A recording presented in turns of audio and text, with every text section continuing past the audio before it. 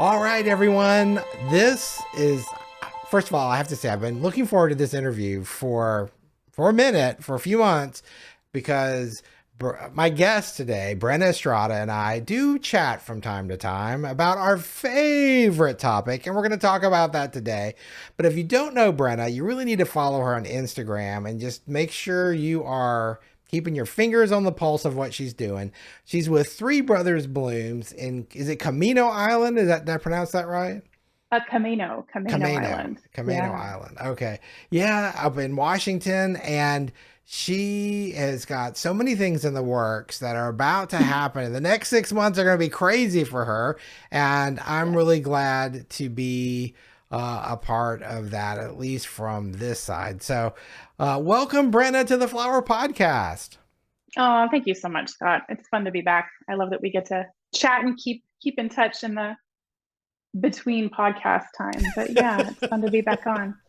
Well, we were just talking, and it's like hard to believe it's been, well, over a year, almost a year and a half since we did our last episode. And Yeah. you've had a lot going on, and the magic of pansies only seems to be getting better. So I'm Yeah. not really sure where to start. So why don't we start with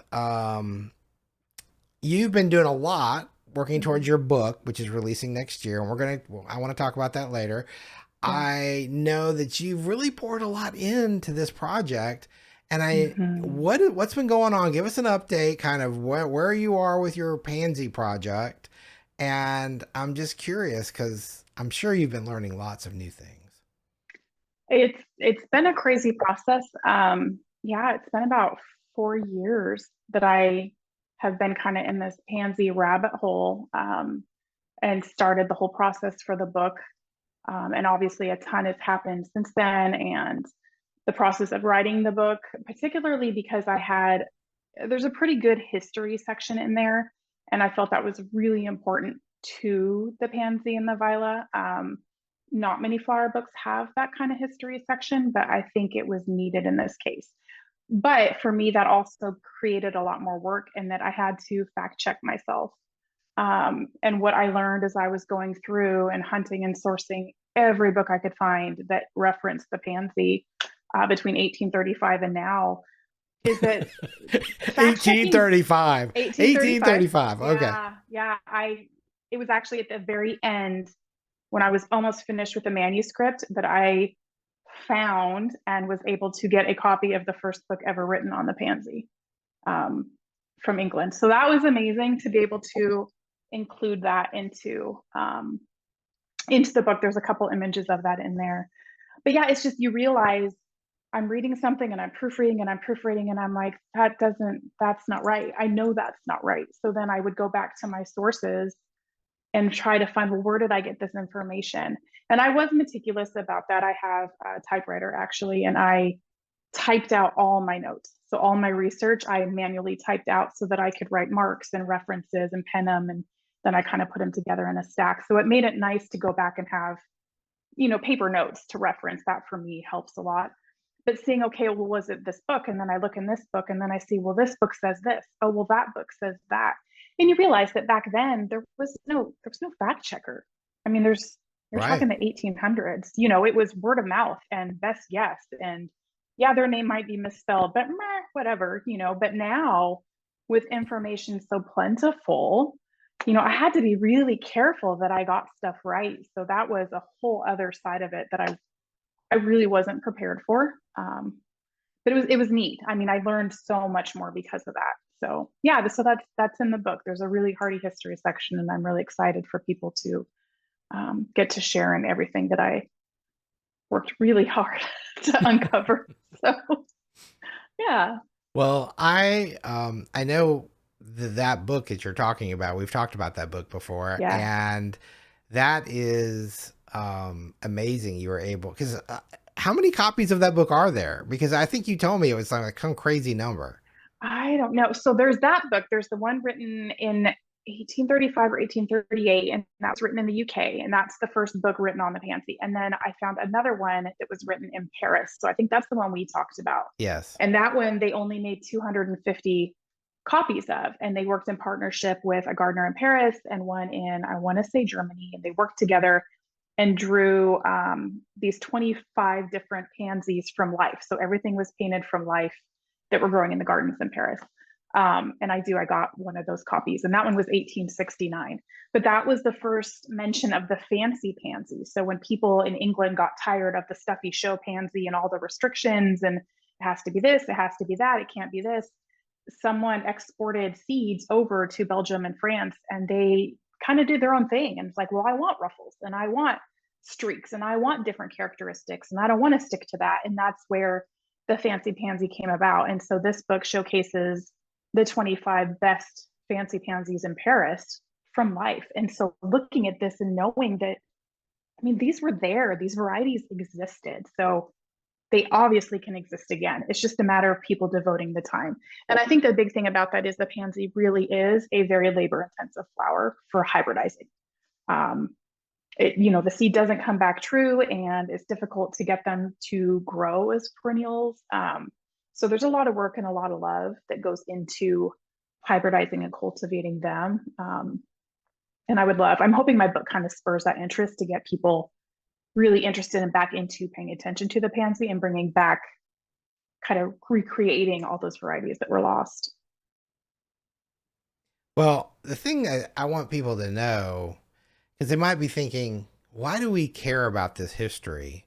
And I know just from our personal conversations, and I know from our past episode, which if you haven't heard Brenna's last episode, we'll put a link in the show notes. There'll be a link on her page on our website, so you can listen to that easily.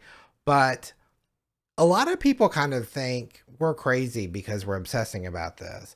What they don't realize is the history behind this flower, and historically that this flower was a cut flower. This is not a new thing. This is just this is a renaissance of what was once a very popular thing, both Correct. from a stem length, from the fragrance, from the colors, and because it's different. Well, I should let you talk because you're the expert. No, please. Yeah. But I just think it's important, and I'm really excited that, and I can't wait to read that, because I feel like there's so much. I don't know. There's being able to go back in time, Mm-hmm. almost 200 years if you think about it. I mean, Yeah. relatively speaking, and learn from the very first book and your interpretations of that. And I mean, that must have just been like a total treasure hunt moment. Like you just opened up the Yeah. chest and It was incredible. It's incredible seeing them. I told my husband, I'm like, hi, Pearl, we need a fireproof safe. We need, yeah, it's history. It's not just the book. This is a massive preservation of history. And you think that when the books were written and how few copies were there, and the fact that they survived war after war, I mean, both in Paris and London, for these books to not have been demolished is an absolute miracle in itself. And yeah, the pansy has a massive history. And I do think it's relevant because I think it's that proof to show people mm-hmm. no, it's not meant to be just this tiny little red and yellow and purple flower in a shrub. That is not what the pansy is supposed to be. And I understand that some people love it that way, and it does great that way. It's a fantastic landscaping tiny little plant if that's what you want it for. But there's so much more to the flower that was there and just kind of got pushed aside for many reasons. And I, of course, cover them all in the book because I do think it's very important for people to understand what it once was so that they realize, oh, well, yeah, it can be that way again. And it's not just us saying, hey, let's try this. It was there. It was this. There's no reason that it can't be again. And especially with the floral designers we have now, the caliber of talent that is Yes, out there and what people are doing with flowers. I mean, it's absolutely gobsmacking to me. And I think the pansy has a place in that. And I just, yeah, I would love to see it get there again. So, yeah. Well, I agree, yeah. and I know this year I think I ended up growing 12 varieties, which I will say I didn't do any of them very well. Even though every now and then I did post a few pictures, but I just got my seed started too late. It's so daggum hot. I mean, they're all, I Mhm. still have maybe 9 different varieties that are still growing and blooming. And Mhm. I won't say they're Mhm. thriving. I'm just trying to keep them alive till the weather gets cool. And I'm really Yeah. hoping that they just kind of are reinvigorated a little bit. Yeah, But there's definitely a process to having blooms all season.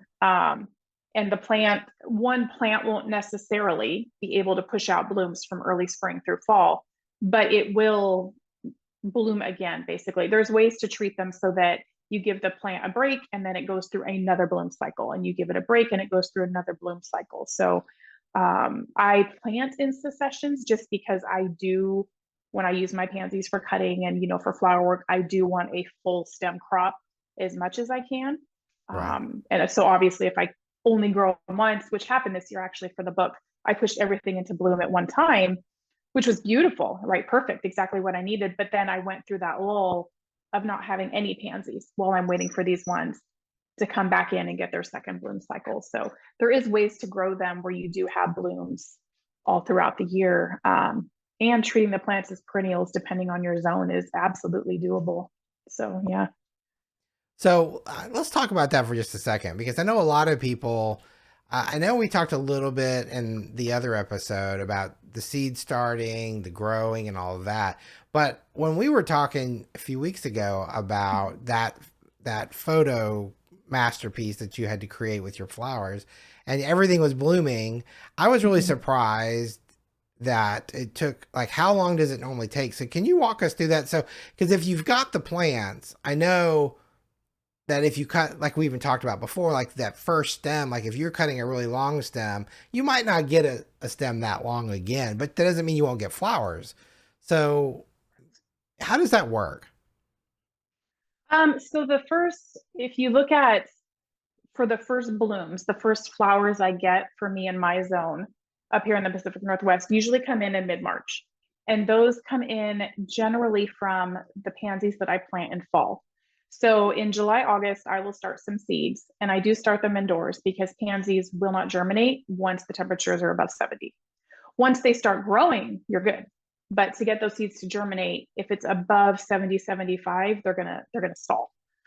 So if you're starting pansies in summer, for me, it's too hot outside. It's too hot in my greenhouse. I need to do it indoors. Once they get going, then I can put them, outside Sure. where it's a little warmer because they're okay. Um, but so I'll start them in July. I plant them out usually in late September, and they don't tend to flower. And if they do flower, I actually pinch the flowers. I don't want them to flower. I want them to get a really, really strong root base. So I pinch off all the flowers and I keep them well watered. And then once the weather gets really dodgy, I have a bunch of maples and they just dump leaves. And so I cover my pansies with leaves, with maple leaves. And I've heard you can use pine boughs also. I don't have as many pine trees that I can access the branches, but my maple leaves are beyond plentiful. So I just cover them in a really thick layer of maple leaves, and I ignore them all winter. And then in March, I pull off the leaves and they're usually already flowering. So, and you'll have a little bit of black spot because there's moisture. There's going to, especially for us with the Right. rain, there's going to get moisture trapped. But I mean, they buck up as soon as you take those leaves off. They're boom, they're ready to go. And that'll be my first stem or crop of long stem flowers. And then I start my second crop. It's kind of a 3 month rule that I do. So I start my next crop is usually December, January, and then I start another crop in April, and then another one around July. So it's those three kind of sowings are what give me the long stems pretty much through the whole entire season. And once you cut the long stem, I always cut at that first joint for two reasons. One, it gives me the longest stems, and two, I'm already now accomplishing the next step rather than having to go back and do it again. So if I just cut 6 inches up or 8 inches up and just kind of this much of a stem, I'm still not going to have to go back to that plant and cut down at the first joint. And the reason you do that is once the stalk blooms, it hollows out and, Mm. it basically dies, it elongates. So if you don't use them as cut flowers when they're in their prime, that's where they get the straggly, kind of yellowy, looks like they're dying, just blah, laying down. And that's what you want to cut off. And when you cut them to the first joint, and then I cover them with about 1 inch of compost, but they send up new basil shoots. And those basil shoots are where you want to either take cuttings if you're doing cuttings, or those are what will then go into your next crop of flowers. So that cutting at the joint, if you do it when you're cutting for long stems, accomplishes two things at once. So it's a great habit to get into. But yeah, it's essentially how I'm able to have long stem pansies throughout the entire cut flower season. Crazy. Well, Yeah. I wanted to ask this question. You talk about the maple leaves. Mhm. How thick do you put? Because I mean, you guys don't have really super cold winters. We Um, got down to 6 degrees last winter. did you really? Okay, Yeah, we had a so week of about 6 degrees, which is abnormal for us. I think we normally hover in the low 20s to maybe the upper teens is about our max cold out here.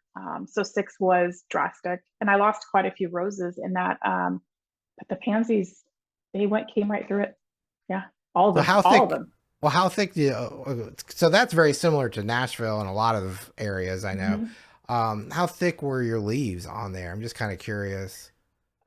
Probably about 3 to 4 inches loose. Like, I scooped Right. them up and I just dumped them. And so I didn't compress them or anything. I didn't want to lock in the moisture that intensely, but probably about 3 to 4 inches of maple leaves on there. Yeah. Yeah. And that air, I think that gets trapped up in there too, kind of helps with the insulation. Okay, that's good Yeah. to know. There's that much. Yeah. Well, that's pretty cool. Well, you said something a minute ago, um, and especially because this is where I'm at right this moment, I'm really curious about this idea of perennializing hmm pansies. And so, are you saying that from the standpoint of just your succession planting, or actually finding a Just in way general, just I to keep have them alive? I have pansy plants and that I grow that I've been growing for 4 years, the same plant. And it gets stronger every year. Um, so they're on their fourth season. Yeah. Every And time we talk, I it's feel like my mouth just hits the ground. I'm just like, what? 4 years? yeah, yeah.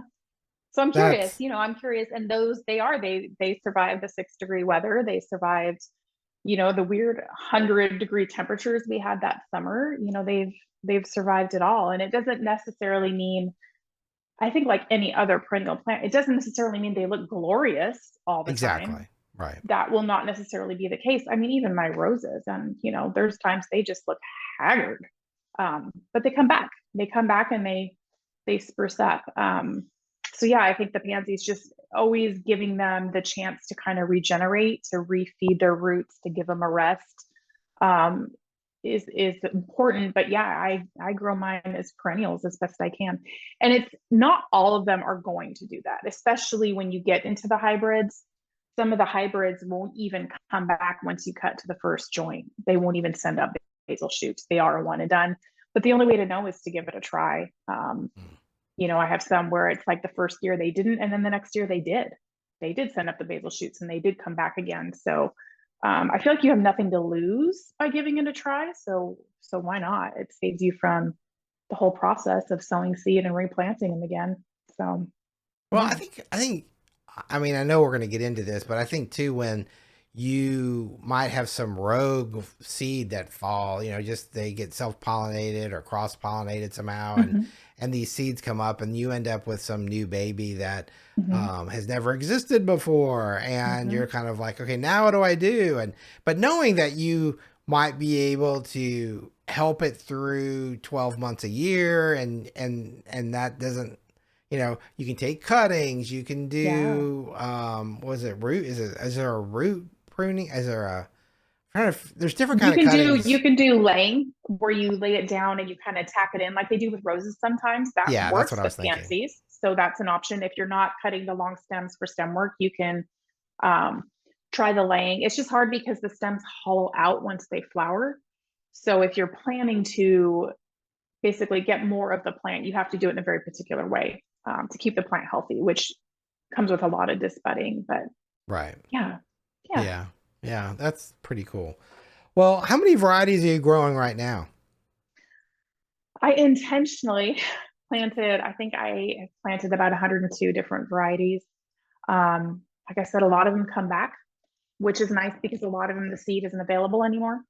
And then all obviously they self seed and they cross pollinate. So there's a lot of just random, who are you, never seen you before. And the ones that I really like, that's where I experiment with the cuttings and making sure I try to overwinter them. And I need to do a lot better about my documenting. I haven't been as good about, the photography and the labeling, but yeah, it's a fun thing. It's a fun thing to do. And there's a lot of varieties out there. So yeah, a It's lot. just crazy to me that there are varieties. I mean, especially when you were talking about those older books that have Mm-hmm. just been lost.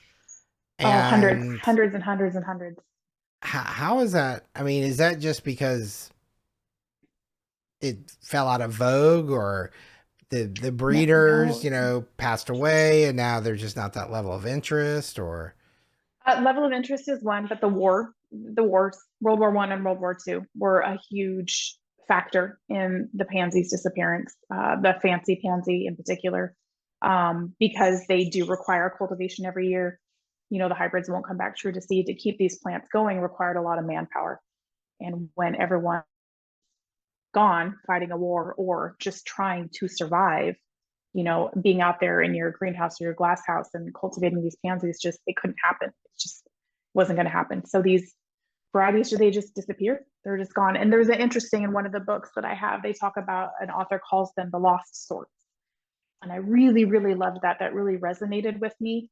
And he talks about, it's there's two reasons that the pansies become one of the lost sorts. And it's either when you have a new variety that's spectacular, and he said that they get so greedy, basically, with wanting to flaunt the flowers, that they keep letting it bloom and look at my blooms, look at my blooms.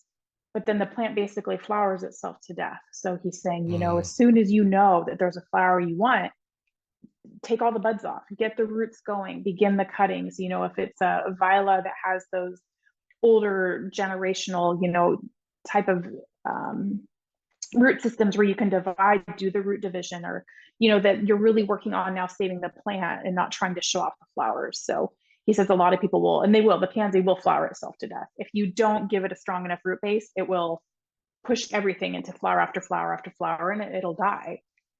So he says, that's one reason, but then the other was that just not enough people continuing the hybridization, or a variety going out of favor. I know just recently the nature mulberry shades is one of mm-hmm. my favorite varieties, and it's discontinued.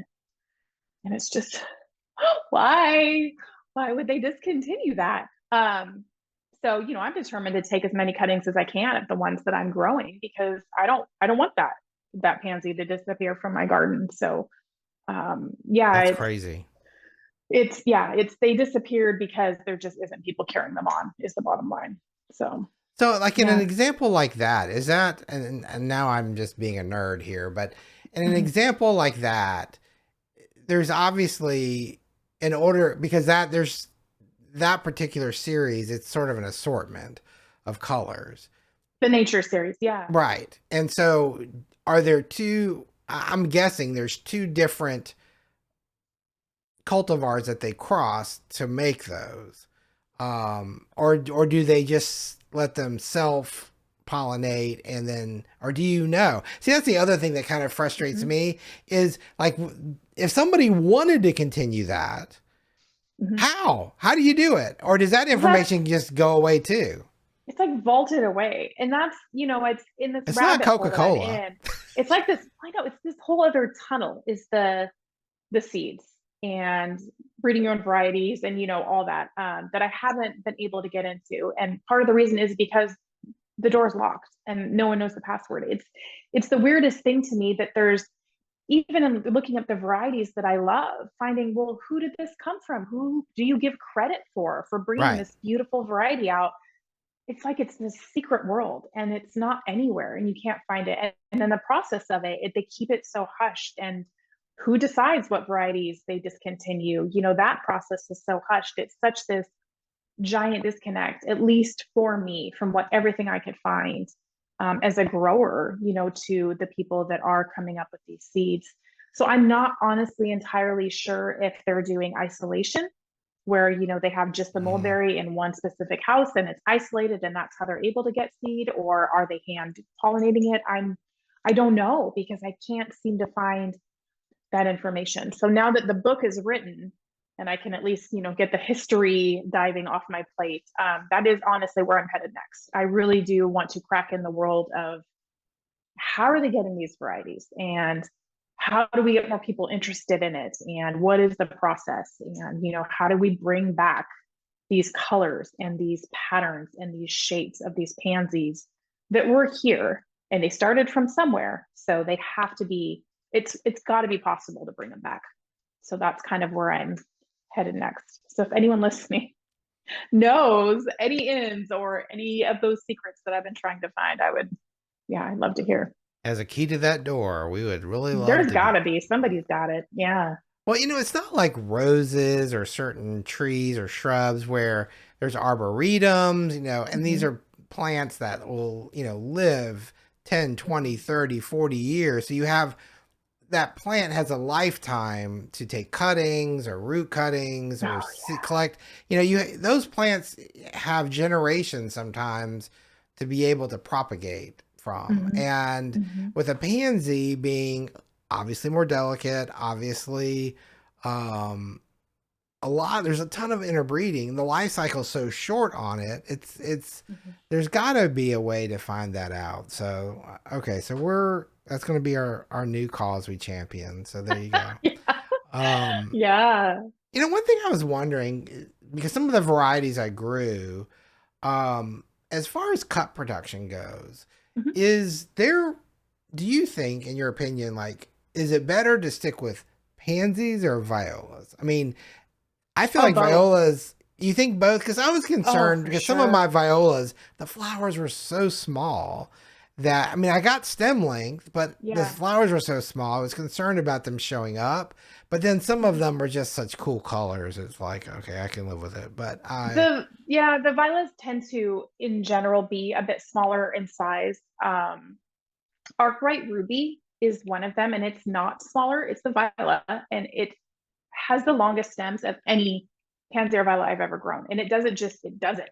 Even when you're cool. not giving it support, it does it. And if they're in my raised beds, I'm getting 20-inch stems. If I'm growing them within my roses, they're hitting 28 inches. If I put them on my sweet pea trellis, they're growing up to 40 inches. I mean, they just keep going. What So variety? not Viola Arkwright Ruby. Not everyone likes red, but this is a beautiful red. So it's one of my cases of do not discount the violas when it comes to cut stem length. And there's quite a few that actually do really well and they're really beautiful. And yeah, there are some where they are pretty tiny. Um, the first bloom cycle of the Pansy or Viola will always be the biggest blooms. Mm. Their next successional cycle will be smaller. And as they continue to bloom, it'll be the blooms do get tiny smaller in size. So when you're going for cutting, that's where, those bigger blooms are definitely going to be the showstoppers. But yeah, I use both, definitely. Okay, well that's good to Yeah. know. And it might just be like I said, the variety I picked. I mean, it was beautiful. I was just kind Mm-hmm. of like, for a cut, I don't know. And I think too, and I'm guilty of obviously what I just said. I'm guilty of the fact that we all tend to gravitate towards what we like, Yes. which is also one of the challenges in perpetuating some of these cultivars because you know like you said earlier, the French were interested in the fancy ruffles. They didn't Mm-hmm. have those, and the Brits were tired of them or whatever. I mean, you know what I mean? So Mm-hmm. it's like everyone Yeah. has their tastes, and I think we just don't really think of flower hybridization like we should, like fashion, which it is. It's almost like fashion at that point where it's It your is. own taste. It's what do you like? What are you trying to bring to the table with your little, pansy babies you're making. So, Yeah. No, I absolutely agree. I think it's entirely similar to the world of fashion in that there will always, and it's not just at that time, there will always be people that prefer different shades. You're always going to have people that want the very bright, very vibrant colors, and you're going to have people that want those beautiful faded antique pastels, and their taste may change in their lifetime, but the balance of both will always be there. There's always going to be people wanting, different things. And so I do think it's really important that you always offer different things and paying attention to that. So during a certain time period, you do maybe increase this one a little more because now there's more interest for this. And then 10 right. years later, you increase this one a little more. But I think it's a dangerous thing when you do away with them entirely. Yeah, which happens a lot, I think, in the flower world is that they just, at least with pansies, I should say. Um, I'm not sure who decides it. That's one thing I really want to know. Who decided that mulberry shades was not worth continuing? It just shocked me because it's such a stunning variety and it puts out beautiful stem length. So, yeah, I would like to sit in that board meeting of who decides what Yeah, what amen. stays and what goes. Me too. I want to be on those Yeah. meetings too. Well, and I feel like too, and a lot of times, the company who owns it owns, maybe they're more focused on landscape and not cutting, or they're changing gears and being more focused on vegetables. Who knows? I mean, it's like Mm-hmm. Mm-hmm. companies shift their agendas and Oh, accordingly, I'm but sure there's so many factors that go into it. I can only imagine. And even, that actually was part of it when the pansies first disappeared from cut flower production. So, before they had refrigerated trucks, before they had any way to transport or export, and you could only buy local, it was at that time that they were still big. I think it was up through, if I remember right, up through around the 30s, maybe even into the 50s. Pansies were still very big as cut flowers. And then once they came out with refrigerated trucking, that's when people started bringing in flowers from other places. And now people wanted the flowers they couldn't just grow at home because they were a novelty. They were exciting and they were coming in on these refrigerated trucks. And because pansies don't do well when they're transported, they were basically just given the chop. They were no longer interesting because they weren't trendy and imported from somewhere else and they couldn't survive the trip out. So that is essentially what caused their plummet out of mainstream floristry. And then you have the small growers too. Now that there's people in the north, growing or south growing in different times to save on costs with greenhouse costs, and it pushed a lot of those small farms out. Smaller cut flower growers because these big giant companies were able to grow in mass and then export and import, and we still have that now. We still have right. And pansies didn't that whole fit that balance. mold. Yeah, but that was a big part of pushing the pansy out. Yeah. Well, I feel an essay coming on that needs to be written called "Imports Killed the Cut Pansy" or something like that. We need to have some dramatic something, because the thing Very about it emotional is, music. yeah, very emotional music. And the thing about that is that's so disturbing is, okay, because we like to forget history. I mean, that Mm-hmm. drives me crazy a little bit. But if it can happen with that flower, what other flowers has that happened with? We don't even think about. Well, that's just it. What flowers have disappeared that we don't even know they disappeared? Right. And I had to dig so hard to find what these pansies used to be, these colors that they used to have, these varieties that they used to have, these old seed catalogs that describe the pansies in there, and these old books that were painted from life. You wouldn't have believed that they existed if I couldn't have found this stuff. So it makes you wonder in the world of flowers, like what is gone that we didn't even know was there in the first place, just because it's literally been completely erased. There isn't a trace of it. Right. And it's sad. It's very sad to me. Yeah, me Yeah. too. Well, and you think back, when you start going, I know this is going to be a shocker, but, before there was an internet or cell phones Mm-hmm. or dare I say computers, you Mm-hmm. know, who knows historically how much information just got lost and doesn't exist Mm-hmm. because of that. Mm-hmm. And I'm thankful that you were able to secure one of those 250 books, or Oh I mean, man. that's just when you Yeah. think about the billions of people on this planet and there's only 250 of those books and you were able to get one. I just that's a major Well, like yeah, show and tell. 250 in 1869, Right.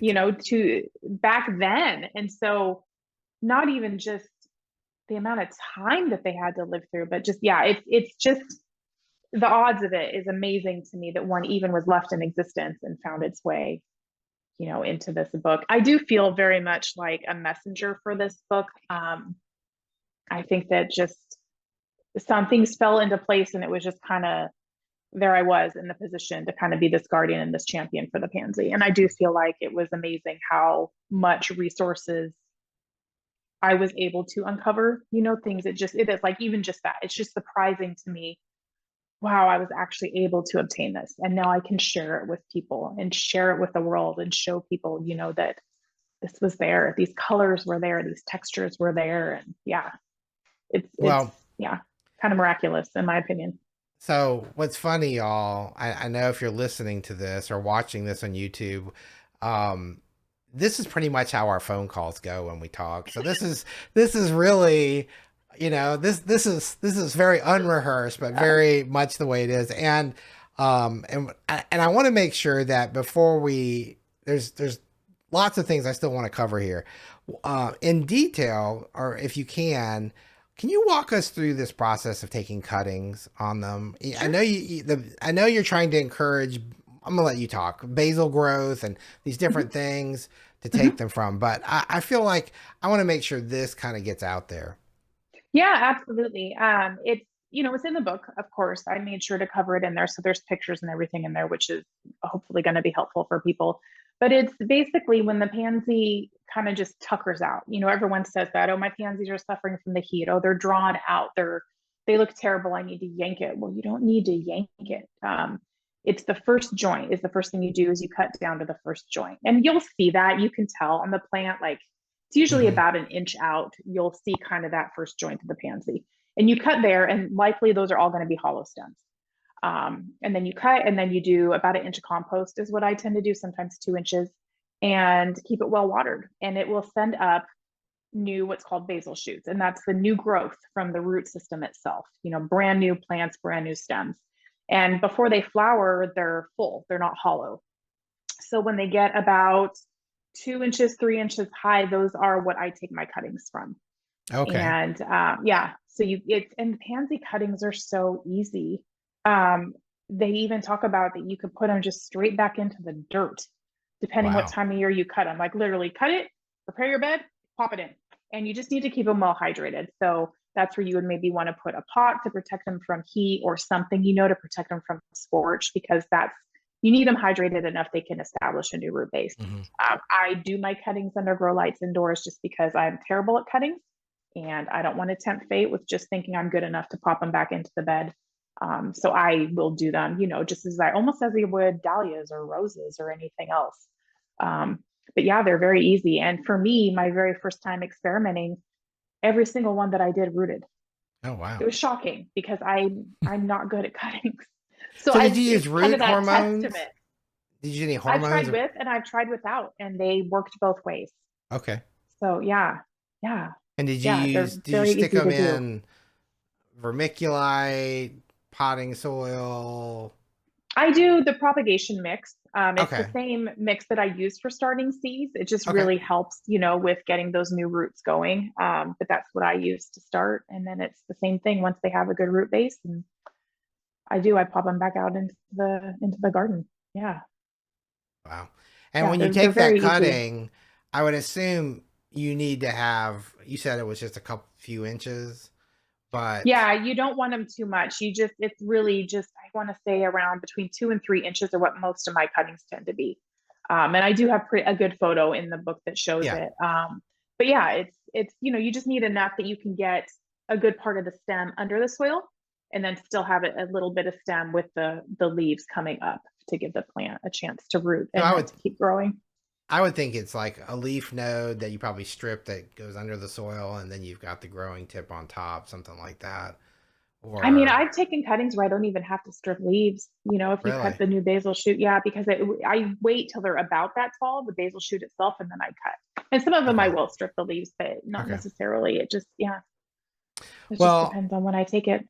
thank you for sharing that. I was just kind Yeah. of, I know that what I'm looking at, I'm going to play around with some more because I'm hoping I have, I have more pansy. I actually broke down because of the heat here. Hmm. Hmm. I didn't want to miss the opportunity.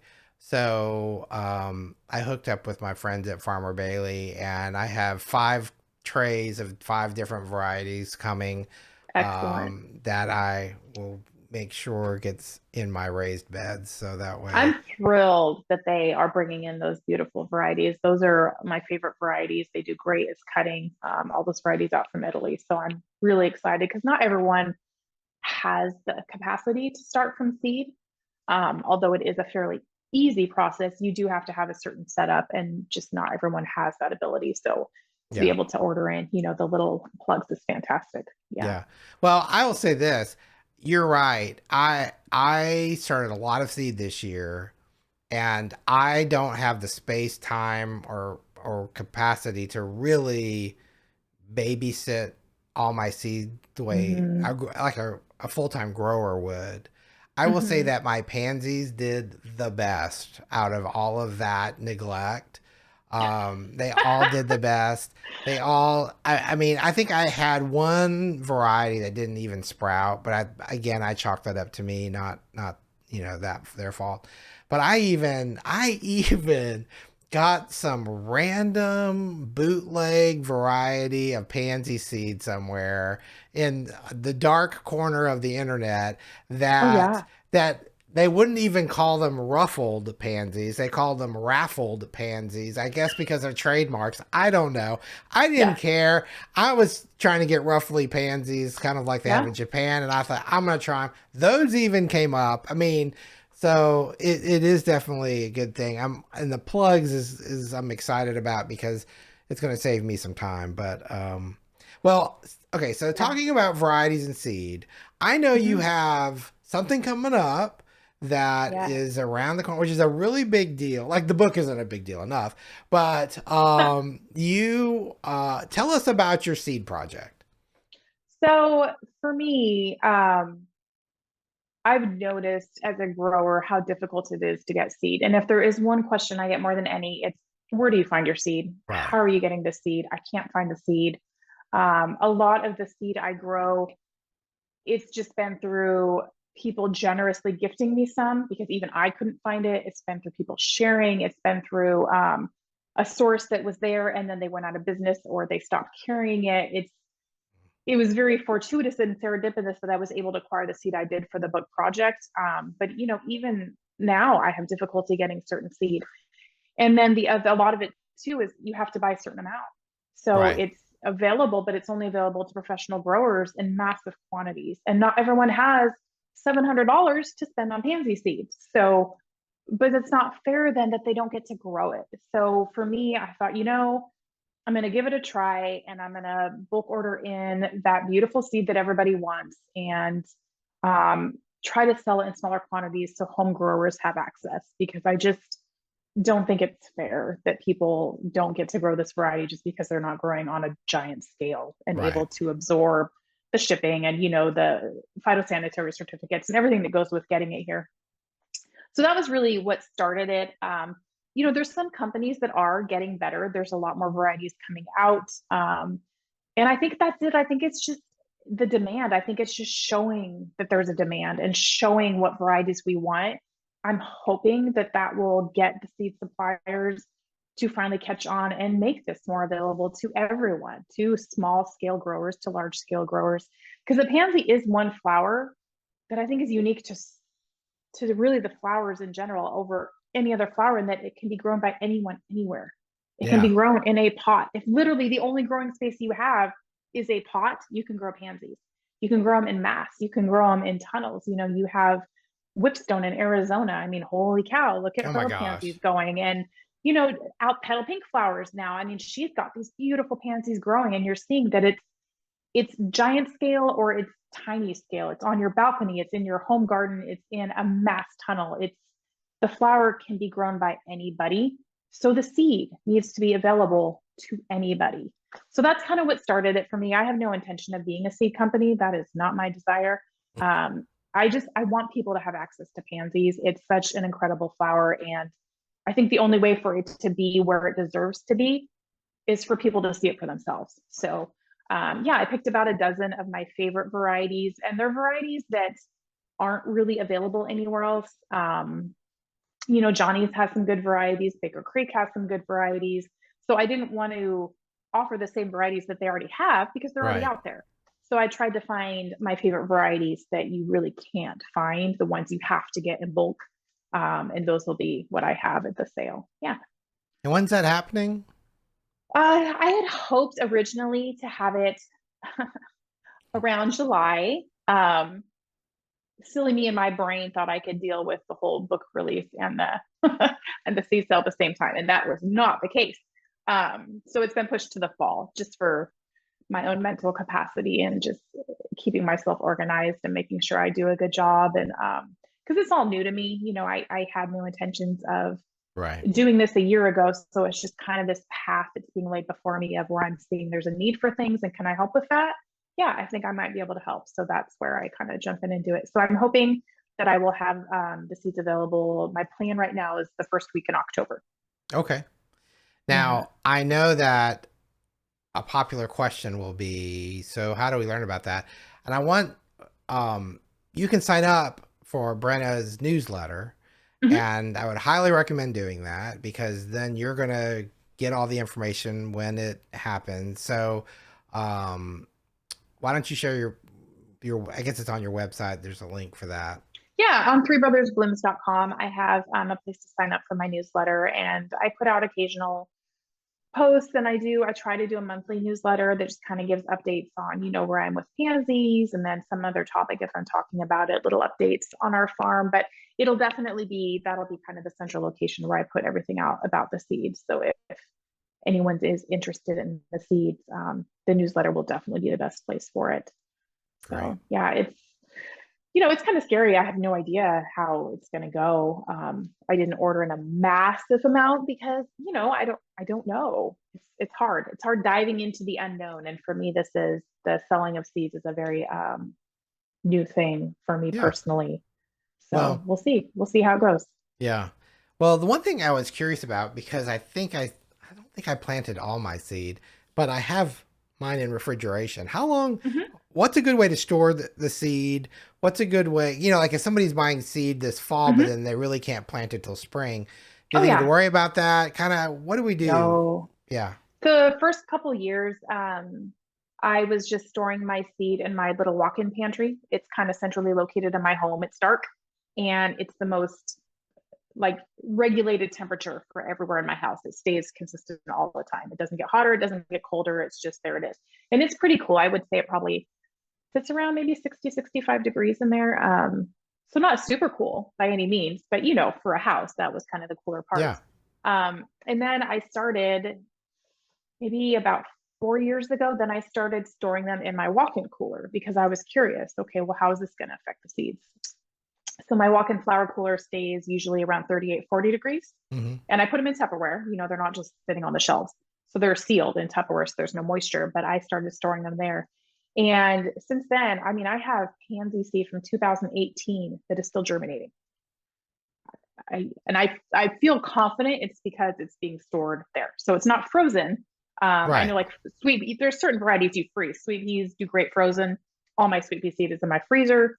Um, there's other varieties that you want to, or types of flowers that you want to freeze, but I don't freeze the pansy seed. It's just I keep it kind of at that dormant 40 degrees, and it's yeah. So I mean, what are we 7 seasons I've gotten out of some of the seeds? Yeah. Well, that's Yeah, incredible. That's good to know. That makes me yeah. feel better, that Yeah, I and that's a can do fridge that. temperature. Like you don't need a Right. walk-in cooler. You can put them in a Ziploc baggie in your fridge and just Yeah. keep them there when you're not selling them. So Yeah. yeah. Yeah. Well, we got to talk about the book because Mhm. I know that every time I talk to you, we're getting closer to that date, but it Yeah. still seems like it's a million miles away. Yeah. But it's okay. It'll be here before we know it. So tell us more about the book. When's it releasing? How can we buy it? All these things. Yeah, the book is it's a heartfelt plea. It's really the whole purpose of it. It was never something I imagined. It was just a matter of me having all these questions about the pansy and where did it go and why aren't these varieties more available and me finding the answers. And I just felt there has to be more than me that wants to know this. And I was lucky enough to be in a position to find those answers. So I felt like it was kind of an obligation from the universe for me to then share it with other people. So that's kind of how the book came to be. But it has the history and it has obviously how to grow them and it has just some inspiration for using them in arrangements. It's got flowers. It's got 50 varieties, 50 that I think are the best varieties of what I've trialed in there. Yeah, I mean, I'm excited for it. It's my agent called it the little book that could. It was I love it. It's the first of its kind. So there has never been a really substantial book on the pansies in the US ever. There hasn't been a substantial book on the pansy anywhere in about 40 years. Um, so there really wasn't anything to compare it to. So it was a bit of a rough start, getting a publisher that would kind of be willing to take that gamble on it. And Timber did, and I'm so grateful. I couldn't imagine it with anyone else. Timber Press has been absolutely amazing with this project, and I'm thrilled that it's with them. So yeah, it's got a March release, March 11th. So hopefully right in time for the pansies to start coming out, and it'll be perfect timing. And I'm really excited to share it with everyone. Yeah. Yeah, that's well, we can't wait. I know that there has been. I can't imagine working on a project for 4 years and then here it comes and it's going to finally happen and Yeah. how amazing that must feel to Yeah. accomplish that. But Yeah. yeah, Yeah, it's well, amazing. It's a little scary, it's terrifying, quite frankly, because you put so much, for me, I put so much into this, so much of my heart and my soul and my passion. And um, I just hope it's received with the intention that I put into it, of really just please look at the pansy. Please look at all it's good for and look at what it's really capable of and just challenging the stereotype and perspective. So I really hope that comes through. yeah. Yeah. Well, and I think too, you've picked a flower. There's there's a couple groups of people like the rose people in the world and the orchid people in the world. There's, but pansies have their own following, Mm-hmm. similarly, and I feel like I'm sure there's going to be people with opinions and all of that, but I really am so thrilled because I feel like you said, this is the first book in a long time. And if we can inspire more people to really look at this flower, I know I was so thrilled. One of our local growers, Erica Penn, she brought us some. I don't, and I wish I remember what variety it was, but I don't right now. She probably brought us 50 bunches over a 3 or 4 week period, and I don't think they ever made it to lunchtime. I mean, I think they were there for 3 or 4 hours and then they were Mm-hmm. gone because people Yeah. just get so excited to see something different. The Mm-hmm. colors, I mean, there just really isn't a bad color. I mean, there are some colors that you're kind of like, maybe not, but most of the colors that people are growing as cut um, are just the perfect color for any time of year. Oh, they're just And extraordinary. Yeah. Really yeah, beautiful. so it's pretty exciting. So anyway, I always, gosh, I don't even know. I would always like to end with an advice question. And besides ordering your book, maybe so we can order the book from your website, or I know it's on Amazon. In fact, Yeah, it's on Amazon. It's on Barnes and Noble. I'm a huge supporter of local independent bookstores. Please go to your local indie bookstore. Order it through them if you can afford to. I know that it tends to be more expensive, but I think that's a investment in our future. Making sure those brick and mortar shops stay there is really important. And then if you want a signed copy, I'm happy to personalize. That can be done on my website. I've been fighting back and forth with my shop host. I wasn't impressed with where it was, so I'm trying a new shop host. So if you have any website glitches, by all means, please let me know. But yeah, signed copies on the website, and it's been nice. I've had people reaching out to me from France and Belgium and England and North Ireland and Australia wanting signed copies. So it's heartwarming. I love that the pansy is already getting that far of a reach. Is really really wonderful. yeah, Yeah. it really is. Well, Brenna, thank you so much for being on another episode of the Flower Podcast. Oh, thank And you. I can't wait for this book. And I think that well, I'm going to try to be patient, but we're going to be anxiously awaiting your Yeah. seed launch in a few months. And um, it's all good. Thank you so much. Thanks for having me. Yeah, it was fun.